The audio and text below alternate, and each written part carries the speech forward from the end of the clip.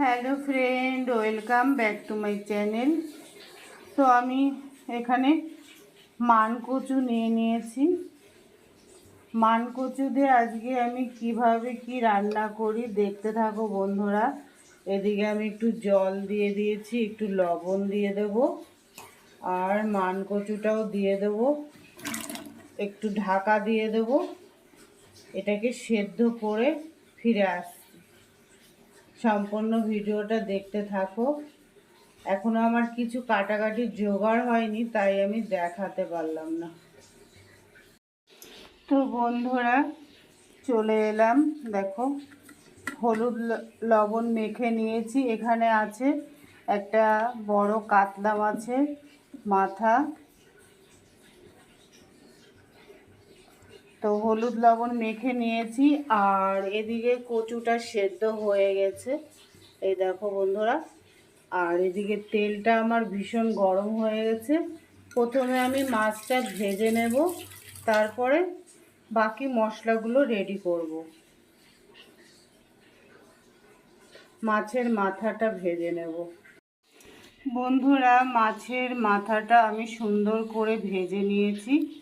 এইবার ওই মাছ ভাজা তেলে আমি আর তেল দেব না, দিয়ে দেব সেদ্ধ করে রাখা কচুটা। একটু নাড়িয়ে চাড়িয়ে ভেজে নেব। তো মাছ ভাজার জন্য তেলটা বেশি কালো দেখাচ্ছে, যেহেতু গলে গেছে সেই জন্য আমি অতটাই ভাজবো না। একটু নেড়ে চেড়ে 1 মিনিট নেড়ে চেড়ে নেব।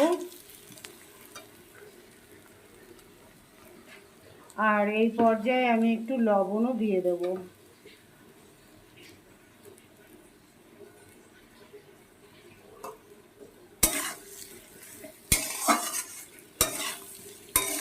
তা আমি তো খুব সংক্ষেপে আর খুব কম মশলা দিয়ে রান্না করি, তো আজকে একটু মশলা দিচ্ছি।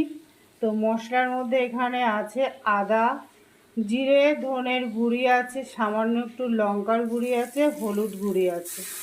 এটাকে দিয়ে দিলাম। এবার সুন্দর করে কষিয়ে নেব। তো ভালো করে কষিয়ে ফিরে আসছি। আর আদাটা আমি গ্রেট করে দিয়েছি। তো বন্ধুরা বেশ কিছুক্ষণ আমি ঢেকে রেখেছিলাম, ঢাকনাটা আমি খুলে দিয়েছি।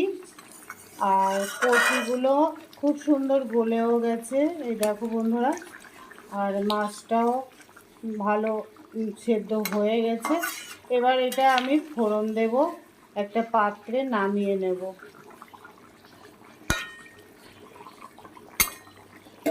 মানকচু খেতে আমার খুব ভালো লাগে, কার কার ভালো লাগে কমেন্ট করে জানিও।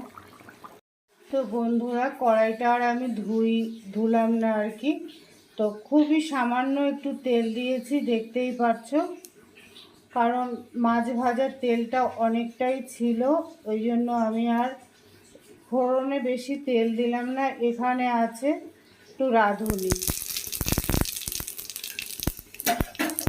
রাঁধুনিটা দিলে খুব সুন্দর একটা ফ্লেভার আসে। আর কিছুই দেব না, শেষ পর্যন্ত দেখতে থাকো বন্ধুরা। রাঁধুনিটা আমার ভাজি হয়ে গেছে। এই পর্যায়ে আমি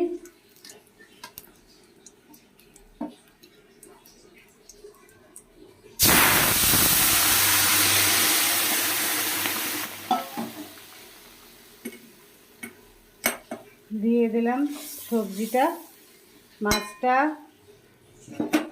এবার একটু ঢাকা দিয়ে দেবো। বন্ধুরা 2 মিনিট পরে ফিরে এলাম।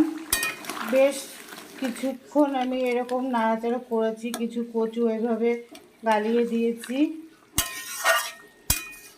রান্না আমার কমপ্লিট। এবার আমি সামান্য একটু ধনিয়া পাতা দিয়ে দেব।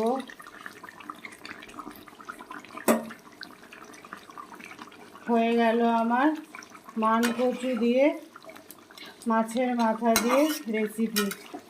তো বন্ধুরা, আমি তো একদম নর্মাল রান্না করি, মশলাপাতি খুব কম দিই। তো কেমন লাগলো কমেন্ট করে জানিও। ভালো লাগলে একটা লাইক করে দিও, একটা কমেন্ট করে দিও, এতেই আমি খুশি।